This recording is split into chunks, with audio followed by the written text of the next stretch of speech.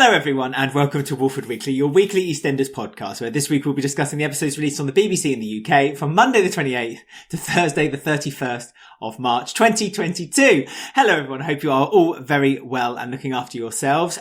We're a day after April Fools. I hope no one fooled you too hard. However, we did post something on our own Twitter, which I recommend you have a look at, of future storylines that we honestly thought was going to happen, but for how wrong we must have been. Find us on @Walford Weekly. However, I cannot discuss the week of EastEnders on my own. I cannot.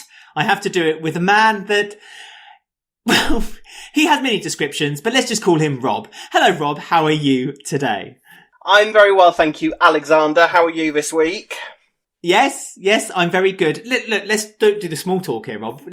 We're only here for one thing, and that is for you to show us your calendar, because the .cotton calendar is changed. The dot is moving on to April. Anyone who's listening to this on Podbean or Spotify or Apple Podcasts, I strongly recommend you just quickly go over to our YouTube channel and have a look right now to see what this new picture is. So, Rob, over to you. This is what everyone's talking about. As usual. What is dot changing to? As usual, I haven't seen this. I like to have a fresh reaction because that's how the internet works. You know, there's no point in faking this sort of thing, Alex. You know, don't fake it with me. No one's interested in that. So we're going from Kush. No, make it. So we're going from Kush and Dot in the laundry to da da da da. What have we got? Oh, now it's a classic old Dot picture, isn't it? That's a shot. Yeah, cup of tea in hand in her bone china. Yeah. Oh, that's just like a nice promo shot, isn't it? I don't think it's from any particular episode or anything. That's just your standard. Quite a young Dot there, I think. I think this is probably, 90s, early noughties, something like that. But she... I would say early noughties, yeah. You'd say early noughties? Yeah. Just a nice little gossip with a cup of tea, looking all ice high, all that sort of thing. So marvellous. There we go. That is the Dots of April. And what a month this may prove to be. What a month this may prove to be. April. Long gone now is the Sen era. We are officially moving forward into new climates. And we will start this week's discussion with this week, Alex. So what is first on the list? Yes, so while Rob trying to skillfully put his calendar back on the wall, which every time he does it is always a charm to watch him try to do. We're going to start by chatting about Tommy, because he has confessed to his crime, stabbing with the knife from last week, after Kat kind of talked him into kind of being honest with her on the stairs. Jack, as always, is as useful as a chocolate teapot, but eventually convinces her to kind of take him to the petrol station. It might as well be a petrol station, the police station, to kind of talk to the inspector about what had happened. And Phil has kind of said, I've been through all this already with Ben, and Kat has quite squarely put the blame on him and said, I now see that really this was entirely your fault, which is what we said last week. It was entirely Phil's fault. Have you changed your opinion? Do you think that Phil somewhat been burdened the blame for this? No, not really, because Kat was sort of explaining the situation to him, wasn't she? And at one point, basically, quoted Tommy by saying, because Tommy said at one point, Phil said not to talk to the old Bill. And she relayed this story to Phil, and Phil had the absolute audacity to sit there and look proud. So really, Phil clearly is sort of agrees with everything Tommy's done, doesn't he? He's, maybe he doesn't necessarily think that. I mean, I think in Phil's mind, the only mistake Tommy did was get caught. If he'd managed to just stab Sid and have no repercussions whatsoever, then that would have been the perfect crime, and it would have been absolutely perfect. Says Phil, who's currently sat in prison for a crime he committed years ago. So, overall, Phil is just... I wonder if this whole thing with Tommy is going to sort of bring out a new side of Phil, because all of a sudden Phil is finding himself with dealing with a lot of responsibilities that he didn't really have before he went to prison, but now Kat's life is now going to pieces, sort of smouldering away with all this wreckage going on around him with Tommy.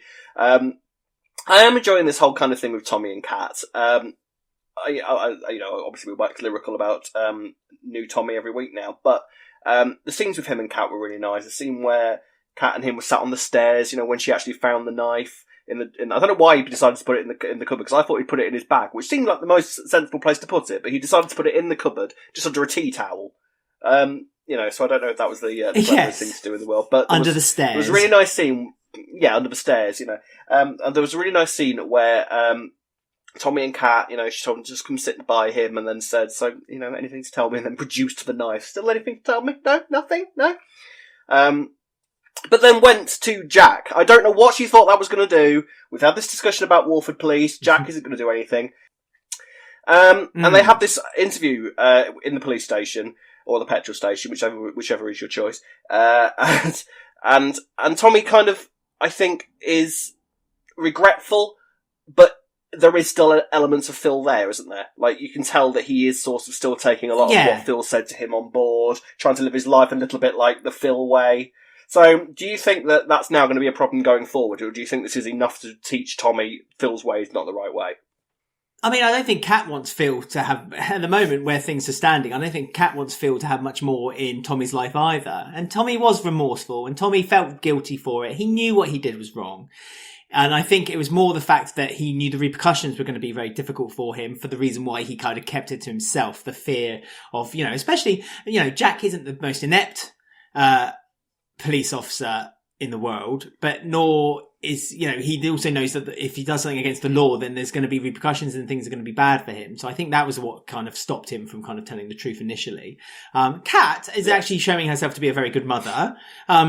She seems to stand up and kind of, make sure that people kind of pay for the, confess to the things that they've done wrong. So I thought I was quite impressed with Kat, because I was a bit worried that, sometimes the Slater way can be to kind of like keep it to yourselves, keep it within the family. But, she was very positively driven into making him confess to go to the police. I mean, it was lovely also to see Lily kind of stand up for his cousin, isn't it, as well? So that was nice to see as well. I like that they, she was standing up for him as well. Again, the Slaters stick together family and all that. It's just, the thing that frustrates me just so much is that, like, this, for me, I would have thought this would have been the straw that broke the camel's back for Kat, and like this would have been like enough. The gun, and now her son kind of being influenced by Phil Mitchell, having these ties. I just would have thought this would have been enough for her to kind of be like, what? No, like maybe we shouldn't be together anymore.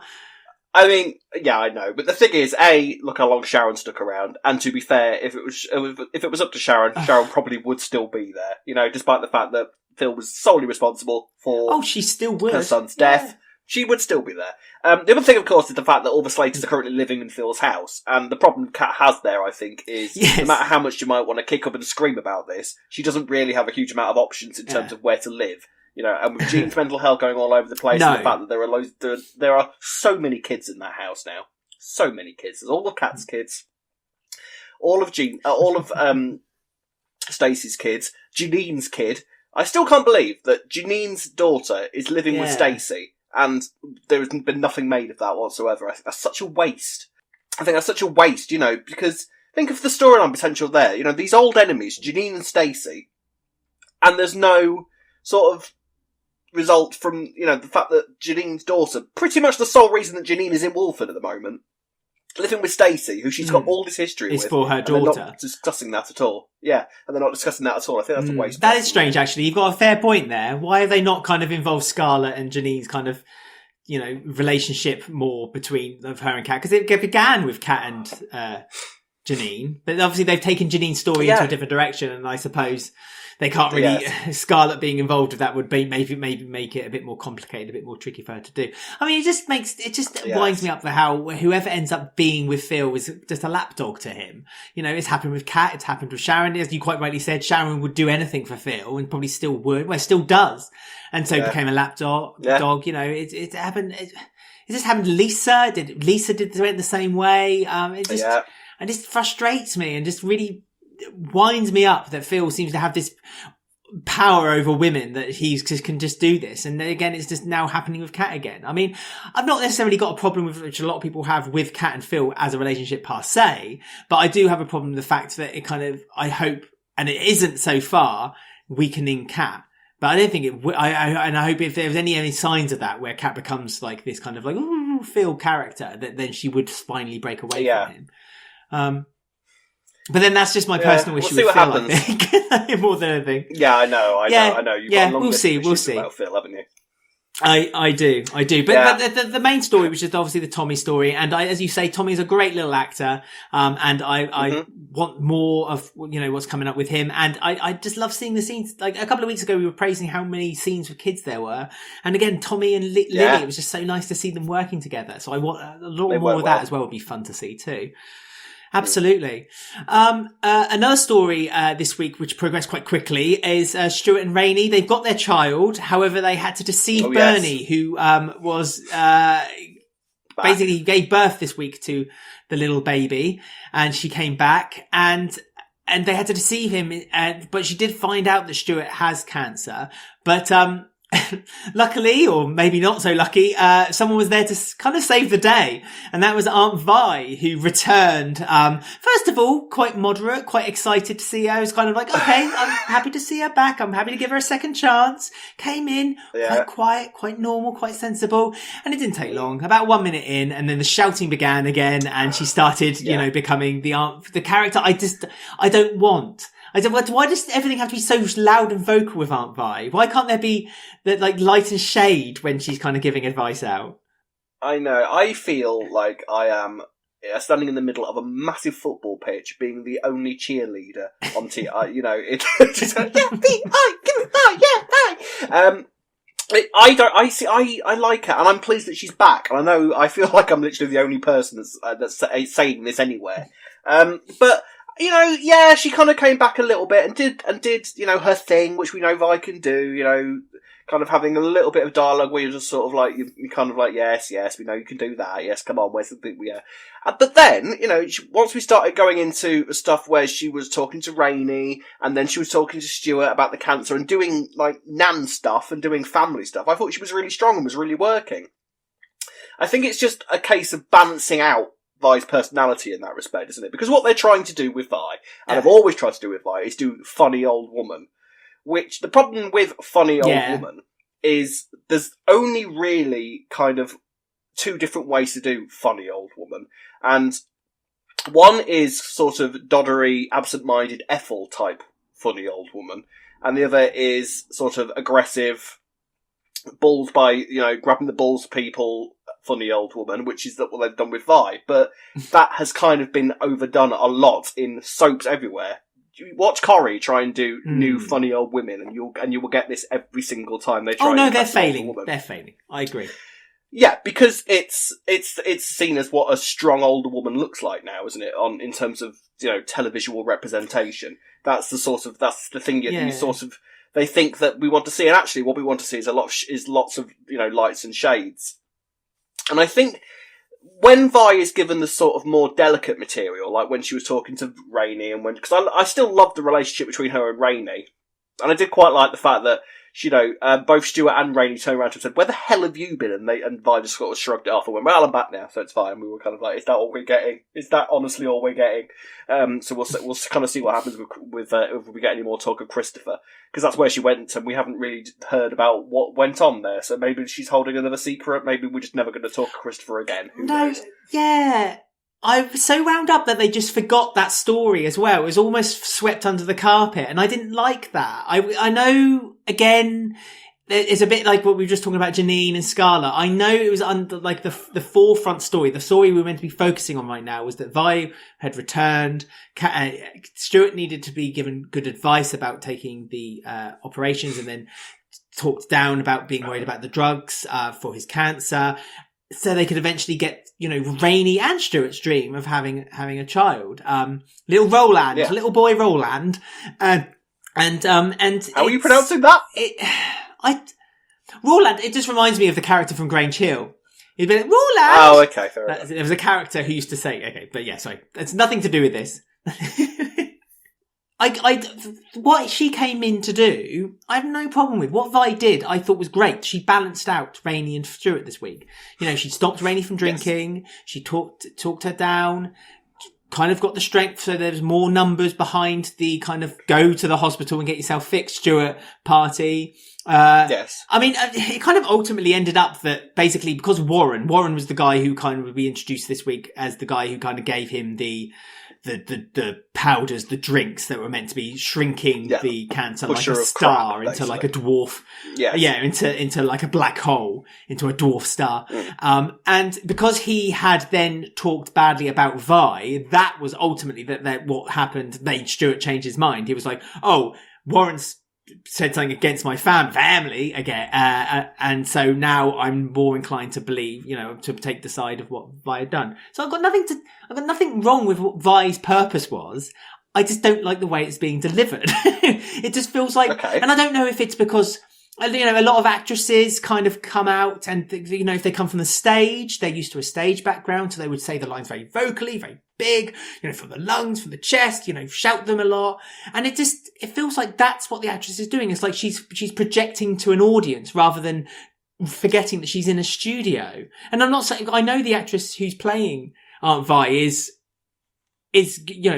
used to working in a TV in a studio environment, but it just feels, that's what it feels like she's doing. You sometimes see people who haven't done television before, they work from the theatre, and they have to be kind of told to, bring the voice down a little bit because you're shouting, but the boom will pick you up. So I don't know if it's a mad old woman character or whether it's just that she feels like she needs to project this, to show this character needs to be projected more. And it just makes me reminiscent of, like, you saying about, like, other soaps that have done it. It just reminds me of Blanche. They did it so well with Blanche. Deirdre's mum from Coronation Street. Well, like, yeah. I don't even watch Coronation Street. And, like, I know lines that she does. I'm so keen on the way she did things. And she was able to kind of show this very, stupid slapstick kind of like very cutting side, but then at the same time kind of have this delicate side with Deirdre, on occasion, and with Ken on occasion. And I just don't know how they're not striking that balance just yet. That's the only thing I can't get. Yeah, I think because Blanche is sort of the cutout of what everybody wants in a cervical woman character. That's what's always trying to be recreated. Corrie is terrible for it. Like, Corrie is constantly trying to find their new Blanche, and it shows that that's all they're trying to do. Yes. And EastEnders is Maureen sort of... Lipman, isn't it, they're trying to do it with? Yeah. I mean, to be fair, Maureen Lipman's character is quite popular, but that's clearly the route that they were going down when they created her. With Vi, that's absolutely fine.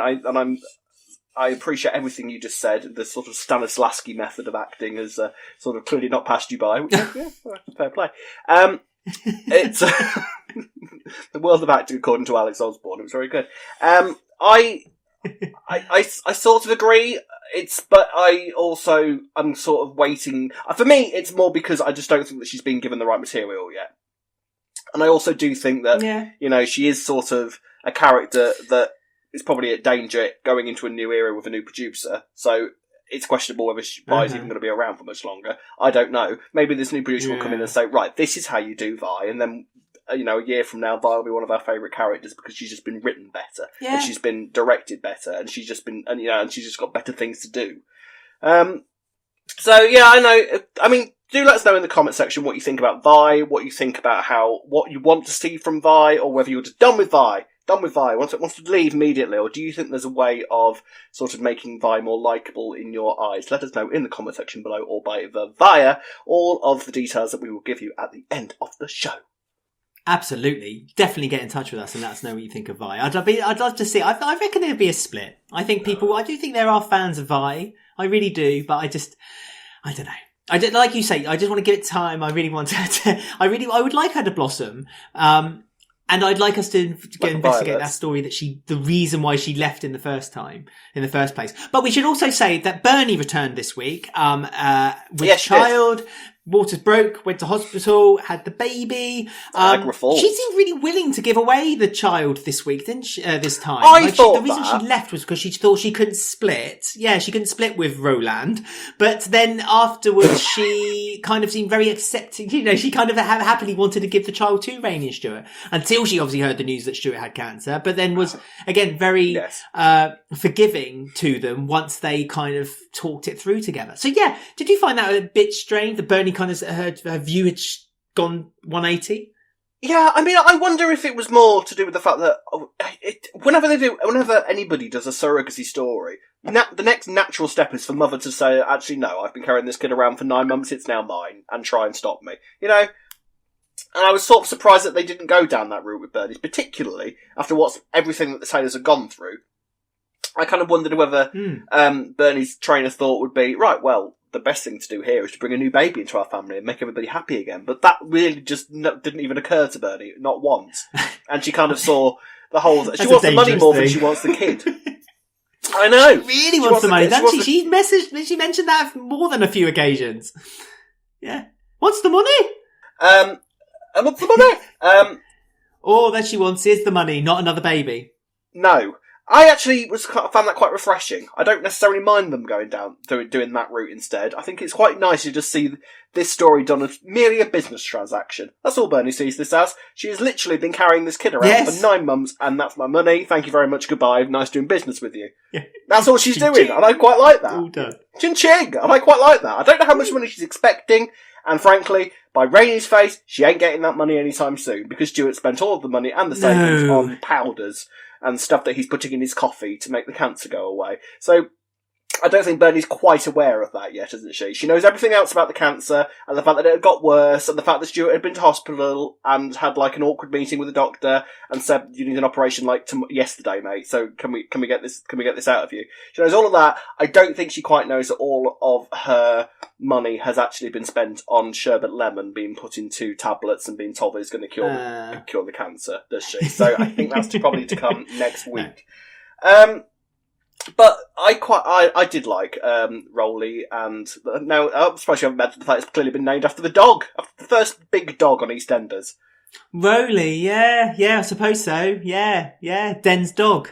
Den and Angie's dog. I didn't get that link at all with Roland. I just think of Grange Hill immediately whenever I hear the name Roland. No, I didn't. But I'm glad that they did link it though. I don't know if it was named after that, but it seemed like a tenuous link if not. I mean, I think it's quite nice though, and this is going to bring out an entirely new side of Stuart and an entirely new side of Rainie, which I'm actually going to really enjoy, because I think we spoke about this a couple of weeks ago, like, what was parenthood going to bring to Stuart and Rainie as a couple? Was it going to diminish from their characters? I think it's going to make Stuart a much more interesting character in terms of, well, even more interesting, I should say, in terms of how he's going to react to being a father, mixed in with the fact that he's, I think, now clearly going to hospital. I think he's now accepted the fact that everything was rubbish and that he needs to go to hospital. So do you think now the operation's going to be fine, everything's going to work, or do you think now is going to be added sort of cancer complications? Cancer complications. I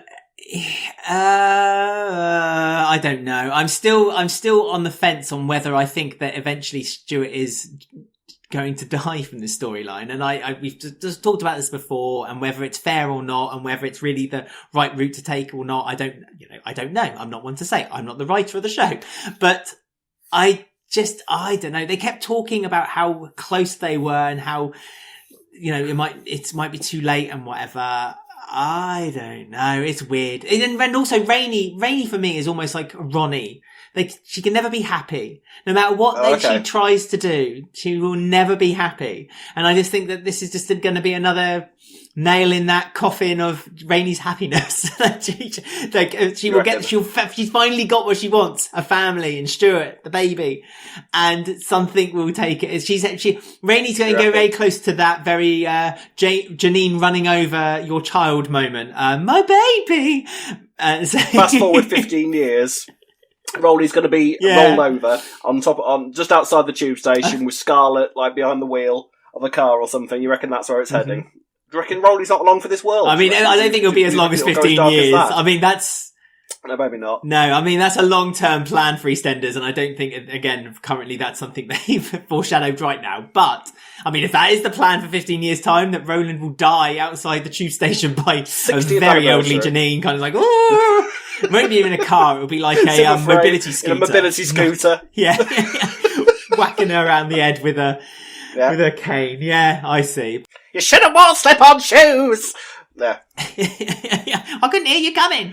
But I hope not, because I love Rainie. But I mean, I suppose Rainie's miserableness is the reason why perhaps I love Rainie so much. But I just want Rainie to be happy. But I fear that that's not something that's on the horizon for her just yet. And I think the moment she is ever happy will be the moment she leaves the square. Yeah, so I think it's a real... as I say, Rainie is the Ronnie Mitchell of the square. She will never be happy. Ever. Which is a sad thing, but... Anyway, we shall carry on talking about the stories of EastEnders straight after a message from our sponsor. Spring has sprung, and our friends at Manscaped have the best tools for some spring cleaning in your pants. And trust me, your confidence will be blooming like the flowers this upcoming spring. Time to clear out that winter bush and join the other 4 million men who trust Manscaped. Use the code Walford to get 20% off and free shipping at manscaped.com.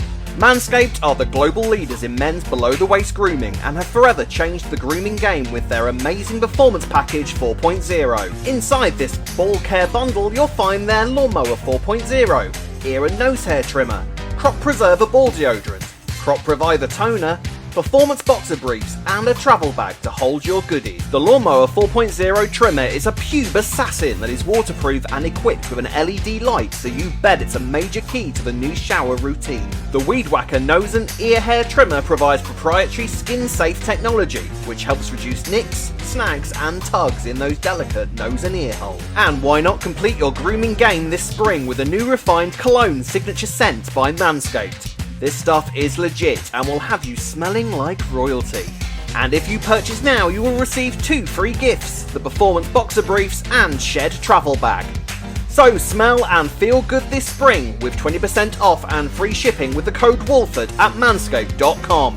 That's 20% off and free shipping with the code Walford, WALFORD, at manscaped.com. Time to throw out your old hygiene habits and upgrade your life. Welcome back. Glad you can join us. And we are now talking about the Fox Hubbards. Yes, they've had lots of stories this week. And we're going to start off with Chelsea's decision to have her child adopted, have little Jordan adopted. And Denise now knows about it. And as a kind of duo, a tag team, Denise and Whitney both kind of convinced Chelsea this week that she should keep her child. And it does eventually work after she talks to Mac and Mia through the door because they don't want to go to school anymore because of all the things all the kids are saying about their dad. And she kind of talked them down, bought them pizza, and was able to had this realization that actually she's a good, nurturing, maternal woman, and she probably could do an excellent job. And, Grey is a piece of her past, something she just needs to forget about and look after the pieces that need to be picked up and looked after and cared for now. Wonderful scene. Mitch, useless as ever, just decided it was like, oh, I've got to get to the hospital. Then didn't end up getting to the hospital. So he ran away. Welcome back, darling. Good old. Yeah, I know. Good old Chelsea. They had a lovely scene. And lots of slow zooms toward number 1 Albert Square, just so they could show off the set a little bit more, I felt. That was another reason for them just kind of like saying, hey, look what we made. We made this. But yeah, lovely scenes this week with Chelsea. And do you think Chelsea made the right decision? Yes, I do. I really, really liked the scenes with her and the kids this week when they were sort of talking through the door, because we, slapping our wrists, we said that we didn't think that Mac and Mia were going to get all that much aftermath, did we? And how wrong we have been, in all fairness, because they literally, we've heard nothing but aftermath for Mac and Mia, actually. We've had a lot of aftermath, it has to be said. We have. Shockingly so. See, we love to be wrong. And on this occasion, we definitely were. I love the scene with Chelsea talking to the door, and sort of realising that actually she's quite good at this whole mothering lark. At the very least, I think if you live in Walford, you think, well, I'm not going to be the worst mother here, am I? And there's going to be worse mothers than me living around this square somewhere. Someone else has done worse stuff than I have, so I'm sure I can give it a go. And I do think it's quite interesting to sort of look at look for how the kids are living, because they seem to still be in number 1, don't they? And I thought by now they'd moved in with... So what's going on? Are they literally just living with Chelsea at the moment? Well, Chelsea's living at number 1, but again, revealed this week on Friday, is not going to be for very long because Gray. I mean, Whitney had a real issue with this. Gray has decided to stop paying the mortgage payments, so now I think it's in the hands of the bank to then sell it in kind of a Homes Under the Hammer style auction, I guess eventually, which is what I think. I've got a theory here, but I'll get to that in a second. But Whitney seemed really upset. Like, he was like, the last thing he's done then is it to snub us. It's that he's not going to pay for the mortgage. And it's like, well, what can he actually earn while he's in prison? Like, what do they think? He had this magic pot of gold like hidden under the basement. When he went back to being a solicitor, didn't he? He kind of did his own practice with Eve for literally a month. For about 2 months. So he was earning money that way after he dumped his job at the burger joint for a minimum wage.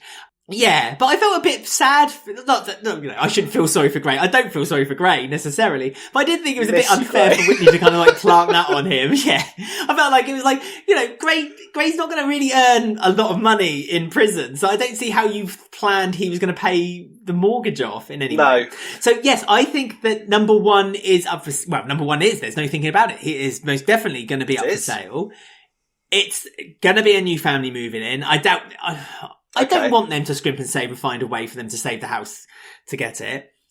The general census seems to be that Sam will move into there. I think there's going to be a wonderful scene. As I say, normally when it's a foreclosure of a house, the bank gets it back or the mortgage company gets it back. They normally do it by auction. And I hope and I would like a wonderful scene when you just see this guy go 100,000, 110,000, 120,000, 150,000, 200,000, and you just see this paddle. You just see the hand of the paddle. Yeah, sassy lights, kind of sassy. And then as the last bid, going once, going twice, going 3 times, whack. For how much? Like £5 million, whatever. It's London. I'm sure that's dropping the ocean. And you just see the hand. You see, and it said going to number 456 or whatever like that. And you just see the paddle, and the camera slowly pans down. Yeah, and you just see Sam, and she's like fluttering herself with the fan. That's the scene I want. If you're listening, EastEnders, that's the scene I want. That's what I want to see. And I want to see Sam moving. If I can't have a turkey, you can't have that. Yes, yes. I'm having it. And do you know what would be make it even better? The cherry on the top. As the camera pans down, you see her. The turkey gets thrown behind her. You get hit in the head behind it, and then that will be what happens.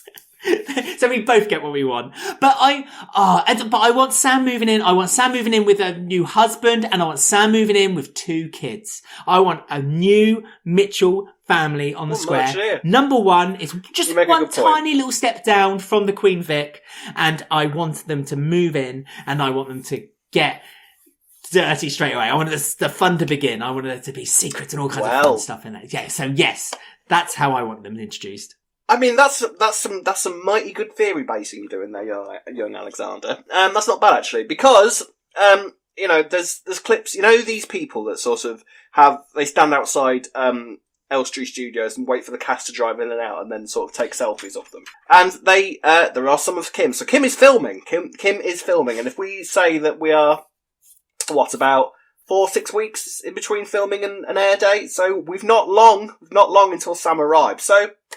Realistically, that doesn't sound like a bad idea for Sam to have number one. That's quite a good plan, but it would require Mac and Mia to get out and Chelsea to get out. Now, not difficult to do. Mac and Mia can go live in Carriage. Chelsea can move back in with who cares? You've had your time. Yeah. Kids, off you go. You've had your moment in the light. Let Sam have it now. Yeah, and then you just have Sam strutting along the square with these 2 kids, sort of like 50p, please. So that's gonna be quite interesting. I mean, like I say, easy enough to do. You can have Mac and Mia moving in with Karen, and then move Chelsea back in with Denise. And then, like you say, we've got this new house. I do agree. I think the house needs to have like a fresh start, because God knows it's been busy with a certain storyline for about the past decade or however long it was going on for. Millennia. Yeah, I don't know whether Sam's going to come back with kids. I'll be honest. I mean, how long has it been since... I mean, Sam's already kind of got kid drama to do when she gets back to the square, hasn't she? Because she's automatically got the stuff that's going to go on naturally with Jack and Denise and Ricky. So all of that sort of... That's true, baby Ricky, her son Ricky. We are 1,000,000,000% getting another kid recast in the next few months with Ricky, because obviously I don't even know how old Ricky's would be now, like 10, something like that. So we're 1,000,000,000% getting a new Ricky. We haven't seen him in a while. Poor Ricky. He's because he's got a dad like Jack. He's probably been missing for a whole year, and Jack's not even realised. He's probably like, Jack's got no idea. No idea at all. no idea. And then he'll just walk in, strapping teenage lad. Yeah. Hello, Mum. It's me, Ricky. All right, it's me, Sam. Oh, don't you think though it would be so wonderful to have Sam with a guy? I just think it would just be a nice package just to have a Mitchell family move into number one. I do agree to build up the Mitchells again, and I think that is the whole point of Sam coming back, isn't it? That she's going to sort of build up the Mitchells and sort of make the Mitchells a bit more of a family. Because let's be honest, since Roxy and Ronnie and Peggy, the Mitchells aren't anywhere near what they used to be, are they? So bringing Sam back is a good move. And I'm really looking forward to her coming back. Actually, and Sam is definitely, is a Peggy mini-me. She's always been a Peggy mini-me. So it'd be so nice to have her back in. Anyway. I'm sure we'll talk a lot more about that nearer the time of her reappearance, her reimagining back on the square. We will have lost someone though this week, under not much of a fanfare, but Isaac, because Isaac has gone to look after his mum, because Cherie got in touch with him. Did she have a heart attack? I must admit, I wasn't paying too much attention to what happened to Cherie. Yes, okay. Lola was like, I'll come with you, but your mum doesn't like me. So, I don't really want to go with you. And Patrick's now lost his son. So that's kind of sad for him. So I wonder if he's going to kind of cling on a bit more to Kim, and Denise now kind of like guide them like he guided Isaac during his, breakdown, a year or so ago. But how do you feel about Isaac leaving? Do you think there's a big gap in the show? No, but the problem with that is they've done exactly the same thing with Isaac as they did with Mila, in terms of they had a story that they wanted to do. Schizophrenia, FGM, did story. Yeah. With, let's be honest, with the two differing levels of success. I thought the schizophrenia storyline was actually quite good and quite well put together, and I quite enjoyed it. It was better than the FGM. Clearly. Certainly. Yes, but that wouldn't be difficult.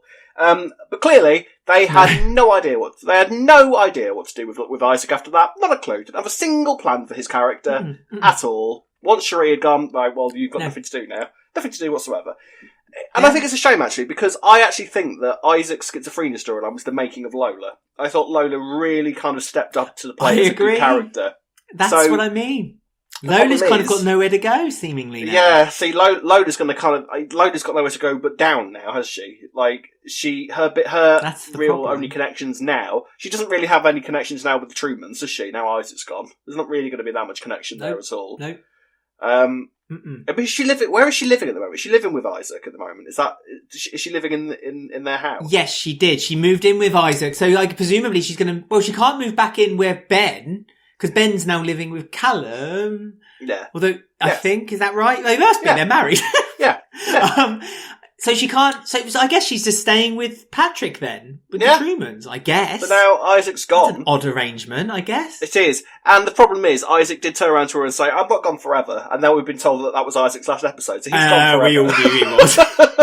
Yes, exactly. That's it. I think the moment he was, those lines were uttered from his lips, we were all like, see you, Isaac, nice knowing you. He literally may as well have said that to her, then taken one step onto the road, then Janine drove down the road and knocked him down. May as well have happened, in her mobility scooter and cane. Yeah, for all the impact it's going to make, that was the end of Isaac. It's a shame, and again, that's the thing, that clearly they had one storyline and one plan for the character, and then after that was done, they had nothing more to do with him. I remember reading an interview with a soap producer a few years back. When the soaps were bigger, when all the soaps were bigger, not just EastEnders, but when all the soaps were bigger. I can't remember who the producer was, but this quote always stuck in my mind. That he was asked any new characters or any new families to come, and he said, well, the thing about new families is you have an initial storyline for them, but you need to plan beyond that for this character. You need to be prepared to talk about what they can offer you by this time next year. What's their second story going to be? Mm-hmm. That's the sort of thing you need to be talking about with new characters. Clearly, that conversation did not take place with Isaac as a character. They had the schizophrenia storyline planned and then nothing else. Which is a great shame, I think. Because the schizophrenia storyline was alright. It was well handled for the most part. It was fine. So yeah, that's that. I mean, let's be honest, I won't miss Isaac hugely. I liked him, he was alright, but he's not like a huge... No. It's not like when Pam and Les left. That devastated me. No, of course not. not. It's not the same as that. No, it's not quite the same as that. No. Or when baby Abby left, No, or other Abby, in all fairness. Yes, well, that was a huge gap in the show, to be honest, and that's what your Ronnie Mitchell is to you. That was they should never got rid of Abby. I agree. I'm on the same level. York. But sock. Isaac's not going to be a big gap from the show. I just feel like you saying about his story was the schizophrenia story. It took a long time to get to that place though. Do you remember? He was on the show for that was good. At least a year before they got to that point. Yeah, but there was nothing there because first of all they kind of played with the idea that he had an alcohol problem and drug problem, and then that kind of went nowhere. Then they did the schizophrenia story, which was good. But now that kind of went nowhere. It just kind of feels like another example of the era where they kind of threw things at the wall, saw if it stuck or not, and if it didn't, then they kind of just moved it along. Well, the thing is, I do something else. Yeah, I'm thinking. All I remember because with the past 2 character ranking videos we've done, I remember the first year Isaac was in, I had him in the bin because I didn't see the point of him, and then it went into this year, last year, with the schizophrenia story, and he flew at the ratings because he was doing stuff and was an interesting character. And it's almost like with Isaac, we've sort of gone, what's the point? What's the point? What's the point? Oh, there's the point! Oh, this is a great point! Oh, what's the point? What's the point? What's the point? So... exactly, yeah. Now he's kind of gone, and it's sort of like, oh, that was wasted potential. As a long-term schizophrenic person living on the square, and having other stuff to do, as opposed to just being the schizophrenic on the square, would have been nice, wouldn't it? Yes. It would have been nice to sort of see how they adjust their lifestyle around Walford, but clearly not to be. But this is it. I don't think there was ever a long term with that story, and I think that's why ultimately there was an excuse for Cherie to go, for him to go. Sorry, to see Cherie. But at least his legacy will be that he got beaten up by Peter Bill during a charity boxing match. So what a way to go! What a way to go! One more story then with the Foxes was that Kim handed in the video which we still never saw. What a wasted opportunity. I so wish they'd showed it. I wish they showed it on social media at the very least. But anyway, they haven't. Kim's video that she made for Pearl's entry into the boarding school. Howie saw it, thought this needs a bit of altercation. Got Pearl to be more honest. He made a video edited together. Absolutely great job. The school loved it, but Kim thought that they would hate it, kind of shoved Howie out of the way, then forgave him, but still thinks he's gay, which is a bit strange after he openly told her that he wasn't. He said, where did you get that idea from? Yeah, but I don't really get why you get with the exactly. Bestiality is a thing. Penguins and all kinds of stuff. So yeah, it's all fun. Furries. That's the word I'm looking for. The furries. Yeah. Bestiality is something very different, Alex. It's a completely different. Yes, I'm glad you kind of cleared me up on that one because I realised I thought I was going the wrong direction there, and I was desperately trying to get you to pull me back in. But this seems to be a weekly discussion with Howie and Kim. Do you think will they, won't they? Do you think they're going to get together? Well, of course they will. They will, won't they? Because he's around for a reason, and presumably he is Kim's next thing, isn't he? I mean, it was just sort of typical Kim this week, really, wasn't it? Just a little funny storyline. This whole thing, I'm surprised that Pearl is still at this school, in all fairness. Because I sort of feel that Pearl hasn't... I like the fact that Pearl is getting her little things with Kim. I like that little scene where she was sort of being forced to wear the little mini-me suits of Kim, and they were both standing there like visions. And Pearl was sort of rolling her eyes, looking embarrassed. I liked all that. But apart from that, it was sort of kind of like, you sort of wondered why Kim was going quite as mad as she did. Why are you so angry with him? Like, I know you wanted this video to be... Because basically all it didn't really have anything to do with Pearl, did it? It was more about the fact that I've created this video, so that's the video that should be seen. So she was being quite selfish with it, really, wasn't she? It had nothing to do with Pearl, or what Pearl would have wanted. It was all about Kim. Which sort of made me think, ugh. How she wanted to be seen by the school. Yeah, Not exactly. how Pearl should be seen, but how Kim should be seen. And she was quite open and honest about that as well, was Kim. Kim did say that, like, she always has to put on this persona, and she feels like that if she doesn't put on the persona, that she won't be taken seriously. But she's realised that perhaps people are laughing at her because she's always kind of doing this. So it's nice that Harry's kind of swerved her into a kind of more, she's looking at herself in the mirror and realizing that she doesn't need to be this to impress people. Yeah. And I think the last time she really had that was with Vincent. She's now seeing it with Howie. Mm-hmm. But this is what confuses me. Like I said, she thinks that Howie's gay. And I thought that had all been cleared up. I thought that had all been solved. So I don't know what makes her get that impression other than the penguin suit. It can't have been cleared up. We just imagine that. Has it actually been cleared up, or is that just a scene that we've imagined that we think has happened that it actually hasn't happened? Because otherwise, surely she wouldn't still be saying it, would she? I guess not. I don't know. It just felt. Maybe it was a fever dream I had one night. I constantly dream of Kim's style on EastEnders quite often. Yeah, yes. It might have been. So maybe I'm wrong. As Rob says, comment below. Let me know. Am I wrong? Did this never happen? Have I just made this up in my little head? My little stories. I'm mixing up reality with fiction. Fiction with more fiction. I don't know how you'd explain it really, but comment below if you think that if something had happened with Kim, or just words or general dialogue, or get in touch with us with the details at the end of the show. And we'd be really interested to know what you think of also with any of the storylines that we've talked about this week, because we have one last thing to talk about, and it's not really a stories per se. It's just something that's kind of set up for next week, a real snippet, a real setup for next week, because we know that next week is going to be Tina's funeral. So they've been planning it with Jay. Shirley's still very much frustrated by everything and anything that gets in her way from her drinking. So Mick has gone and turned to Janine for help. And Janine seems quite pleased with that. She's again apologised for the kiss, apologised that she never took it seriously, kind of moved away from it, didn't kind of want to kind of take it any further. Mick's understood that. And now Janine's kind of been asked to help with the ceremony next week. Where is this going? Where's this building up to? And, how is Linda? Because we know Linda's going to be there. How's Linda going to react to seeing Janine? Not well. Not well is my guess, because Linda's probably going to return pissed as a fart, isn't she? And she's going to be furious and angry and probably launch herself at Janine, and we're going to have a good old cat fight, which we haven't seen for ages. I'm excited about this, actually, because this is kind of setting up to be quite big, isn't it? I know, we've accepted now Tina's dead. I don't think there's any chance of, she's not just going to appear at her own funeral. That would be good, wouldn't it? Can you imagine if she did that next week? That would be good. Fantastic. Or the auction for number 1 Albert Square. Yeah. She's the one with the I'll have it. And then Sam shucks a turkey at her, and that's how Tina dies. There we go. There you go. I am quite excited about this. I think it's going to be a good old ruckus, because I've missed Linda, actually. I have missed Linda's presence on the square. I am intrigued to sort of see what they're going to do with Linda. Maybe she'll move in with Sharon, because she sure as hell won't be able to move into the Vic, will she? So God. that's the thing.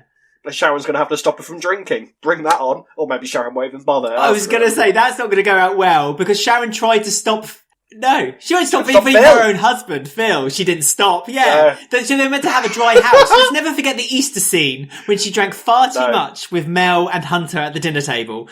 Need I say more? Yeah. Look up the clip on YouTube if you don't know what I'm referring to, because it is class. Yes, Sharon. Yeah, because Sharon, especially when Sharon's not with Charge, she's always got a bottle of sort of temperature room white in the cupboard, hasn't she? So I don't think she's going to remove that just because she's got an alcoholic living with her, because she didn't bother with Phil. So who knows? Anyway. But I am excited to have Linda back, because this is all waiting to kick off, isn't it? Because basically what we've got now is Mick having turned around to Janine and said, "Yeah, can you help me with the ceremony?" And that's literally sort of Janine's cue to step up to the plate as Mick's other half, isn't it? This is in Janine's head. I think is probably the official sort of moment where it's almost this funeral is almost like an opening ceremony for Jean and Mick's relationship. I think in Janine's mind, she's got to get the boring little funeral bit out of the way. Kind of, sort of kick aside the likes of Nancy and Shirley, who are going to be sniping at her. She couldn't care less about that, because as far as she's concerned, she's got Mick, she's got what she wants, and then it'll be enter Linda, who will see Janine and instantly, I think, work out what's gone on. Because if you remember, Janine is pretty much responsible for the fact that I think there's a bit of confusion in terms of Linda was already drinking before Janine got there, because Elaine is probably the worst mother with an alcoholic daughter there's ever been. because just let her drink and then left her in charge of a pub while she went round her mates and had a good time on New Year's Eve. We'll just let Linda. That happened. So that was already happening before Janine turned up, but I have a feeling that Linda was trying to control it a little bit more than she had been when Janine walked in and sort of just ruined it all and then took the photo. So essentially it is Janine's fault. And that is sure as hell how she will see it. So I look forward to this greatly. I also had a thought, Alex, and I don't know if you want to join in with this. I have a little thing for our listeners and viewers to do. What do you think will be the excuses as to why various members of the Carter clan cannot attend the funeral? We've spoken about this, haven't we? About the fact that there's going to be some absences, aren't there, for various reasons. Please let us know down below in the comment section or on any of our social medias.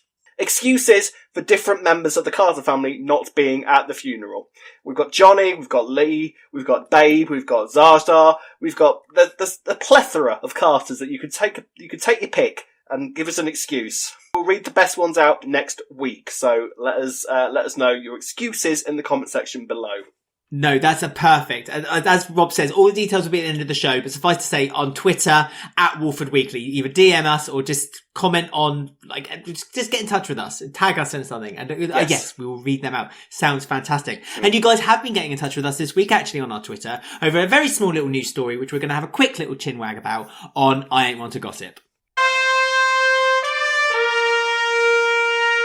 You know me, I ain't want to gossip. So this week, the BAFTA nominations, the television BAFTA nominations, I should make that distinction very clear, were released in the UK. And there's obviously the category of best soap or serial drama. And EastEnders, to my mind, and if I think I'm correct, have never been missed out as a nominee in this category. Until this year, where they have been forgotten. And so before I read out anyone's comments because I asked you to get in touch with us and let us know, before I read out a couple of those from our Twitter, our Instagram and our Facebook group, I'd be interested to know from Rob. I've made my points about the John Sen era, I think, more perhaps a little bit more vocally than you have in the past. Do you think that it was unfair to say that EastEnders don't deserve to be nominated for this category? Because it's not, what was nominated was Holby City and Coronation Street, Emmerdale and Casualty. So do you think it felt a bit unfair not to add them to the mix? I sort of feel it's quite a statement, isn't it? It's quite a thing to sort of... Yeah. It's quite a thing to sort of say. My only thinking is, I'm quite pleased that Holby City has got because I don't know how many times Holby City has sort of been up for this award. True. So it could literally be as simple as that, they want it, the BBC or whoever decides this. I don't even know if it's BAFTA deciding this. I don't know whether the BBC sort of puts names forward to be kind of pulled out. I don't know how it works. But it's quite nice that Holby City on their last year, their last episode aired last Tuesday, to quite critical acclaim, I saw. So fair play, Holby. And you'll be missed from the schedule, I think, actually. I mean, I haven't really watched a huge amount of Holby City. I've watched a bit. But it's always a sad moment, I think, when something in this genre that's been on for years and years and years sort of disappears from the schedule. Same with Neighbours, soap genres have taken a massive hit this year, it's frightening. So that's a shame. And it's real frightening to see soaps like that coming off the schedule too, if you think about it. No. I think it's safe from the axe. Anyway, so yeah, I think it's maybe a good, it's more to do with Holby City sort of being able to have one last little step in the limelight before they disappear altogether. And if EastEnders are back in this group next year, then we haven't really got anything to complain about. Let's hope that they are, because it does feel like quite a sort of statement that EastEnders has just sort of been omitted from it. I mean, Hollyoaks isn't there either, so it's not. No, so but maybe it's sort of a bit this way and that. Really. But yeah, no, not really. So yeah, I know. I agree with you actually. I think what you're saying is quite right. I think it's a statement. It's almost saying it's a kind of saying, right, let's brush ourselves off, start again. Let's do a new year here. And I think, like you, I think Holby City has been put in there. Perhaps it's a bit like the Lord of the Rings effect, because when Lord of the Rings trilogy was released, excuse me, not the first 2 years, it was never nominated for an Oscar. But then because the third year came around, it was almost, and the same with Harry Potter. When the final film came out, it was almost like a kind of a nod. The cap was doffed to say like, well done. Yes. You did a good job there. So now we're going to kind of give you a few awards to say well done. So I think Casualty tends to be the winner, I think, normally for the BAFTA award. I think the BAFTA sees Casualty as a very realistic kind of soap drama. So I tend to, I don't know how Academy vote for continuing drama or soap. I think you need to look at it in a kind of a different light than you would say a very, like, It's a Sin or a drama like Chernobyl on like Sky, something like that. Yes. It is a different kind of show, show that's being produced. But I hope so. I think the litmus paper for me will be the soap awards. I believe the soap awards are coming back this year. It's always around about May time, because we always do the Walford Weekly annual awards around about that time too. Normally the same weekend as the soap awards. And it'll be interesting to see how EastEnders fares there.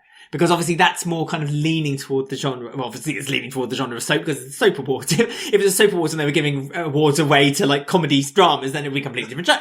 I'll be interested to see how EastEnders get along with that. And I think that would be then the indicator of how successful perhaps the era was spun. But a few people have got in touch with us on Twitter and Facebook, as I said. And I'm going to start off with a comment from our Facebook from Richard Gold that says, I don't follow the other soaps, so I can't compare EastEnders to them, but I certainly don't think EastEnders was awards worthy this past year. The past few weeks have been very good, but it's been pretty subpar otherwise. I can hardly remember a single standout episode between Mick's Samaritan's Call episode and then, this week, when Gray got caught. I mean, he's got a point there. There's not really become, big things like the fire at the, Phil's house. That was kind of forgotten. And the schizophrenia story, as we mentioned earlier on the show, it was good, but it was kind of forgotten. So there was nothing kind of that stood out the same way that it got the same kind of attention, the same kind of discussion as perhaps other soaps got this year. Do you think that feels the same? And that might be the reason why a lot of people don't tend to watch EastEnders a lot? Maybe, I don't know. I mean, like I said, I haven't really been following the other soaps that much over the past year, but I couldn't actually tell you many storylines that have sort of caught my attention that the other soaps are doing massively. Sometimes you'll kind of hear like, Emmerdale are doing this big storyline. Like the only thing I've really caught of Emmerdale recently, in terms of like hearing about stuff, is the stroke storyline they've done recently, which kind of apparently was all done quite well. But nothing's really sort of sounded out that the other soaps are doing amazingly well in sort of in their stories either. So I don't know. That's true. We have. Go listen to any podcast over the past year or so. You will hear our opinions over the past year, and it's not all been critical. In all fairness, there have been. I think you could probably find something that we've enjoyed each week that we've done the podcast. It's not like we are constantly wall to wall hating the show or anything like that. But we're not. No. Don't look at me like that. We're not. The only bit I'm thinking of, the only bit I remember is when it was the build up to the final week of Grey, and we did have that. It must have been about 8 weeks ago. The big Grey hate bit when we basically we're sick of Grey now. Just end it. Get on with it. And it was pretty much a solid hour of us talking about that. So we have had our moments. Let's say we had our moments. Yeah, we've had our moments. Yeah. But do you know what though? I always think it's fascinating that you should go and talk to fans of any show of the soaps, and they will tell you exactly the same. Yeah, it's rubbish at the minute. It's rubbish. It's all rubbish. It's all crap. I can't watch it anymore. Then he turned it off.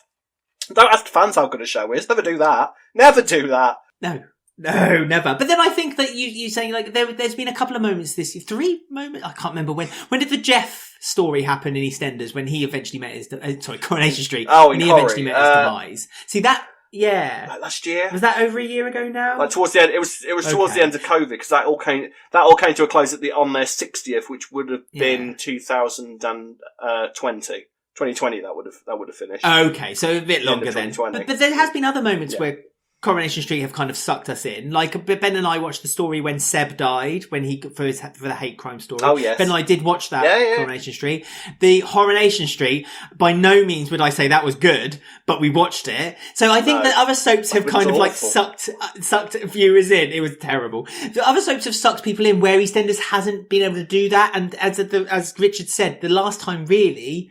mob of Corrie fans I see on the horizon with burning torches coming towards us. I'm sorry, Corrie fans. Don't be angry at us. Right, one last comment from Twitter. Conversation Street, we're sorry.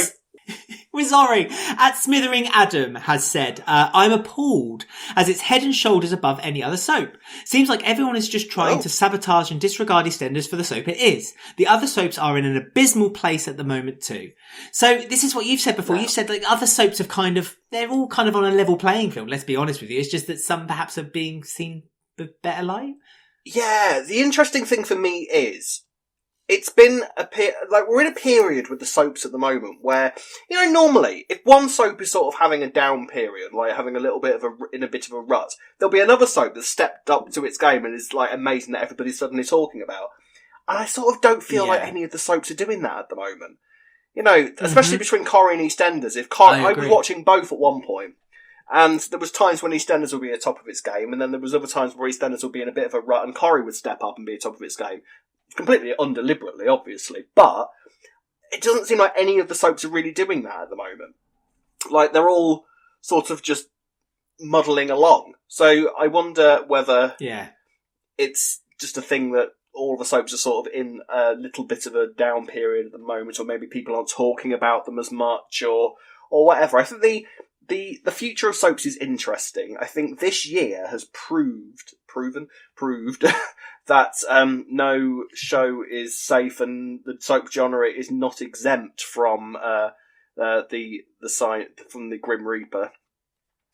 So it's going to be interesting to sort of see what happens with the soaps. I don't think, back to the original discussion, that this emission from the BAFTAs thing is necessarily a sign of things to come, and next year they could be up there once Holby City isn't there to sort of say goodbye, which I think is why it's there, if I'm honest. It would be nice. I think, you know, it's nice for Holby City to be able to have one last chance. I think. I don't know. And I'm not saying that EastEnders doesn't deserve some punishment for, you know, anything, because I know what some fans are like that listen to the podcast, who hate to hear me go anything remotely positive to say. I understand that it's not necessarily been the strongest of periods recently. It certainly hasn't. No. Let's be honest. But yes, you're right. I think you're right. You're right in what you're saying, is that I think that it's a bit like characters in EastEnders. It's a one in, one out kind of rotating door. And perhaps, if we're going to be kind, but although this team was a little unkind to Holby City too, perhaps it's because Holby City is in the category this year, to make it even, 2 BBC, 2 ITV, they've kind of then brought EastEnders out. But love to know what other people think. Carry on sending us your comments about this topic and all the things we talked about on the podcast this week. And Rob will tell you all the details of how you can get in touch. You can contact us on Twitter and Instagram at Walford Weekly. You can find us on Facebook at Walford Weekly Podcast. On YouTube, don't forget to like, subscribe and click the bell to get notifications about our spoiler videos. And you can listen to us on Apple, Podbean, Spotify, or any of your favourite podcast sites. Email us at robwalfordweekly@gmail.com or alexwalfordweekly@gmail.com. There we are. That's another week done and dusted. Hopefully this cold that I've got will have buggered off by this point next week, because Alex is going to have some fun editing this episode, because I've been hacking away like somebody who's been smoking for 90 years. So yeah, good luck with that, Alex. Have fun with the editing. But we will be back same time next week. So until then, it's goodbye from him. And it's goodbye from him. #pray for Rob.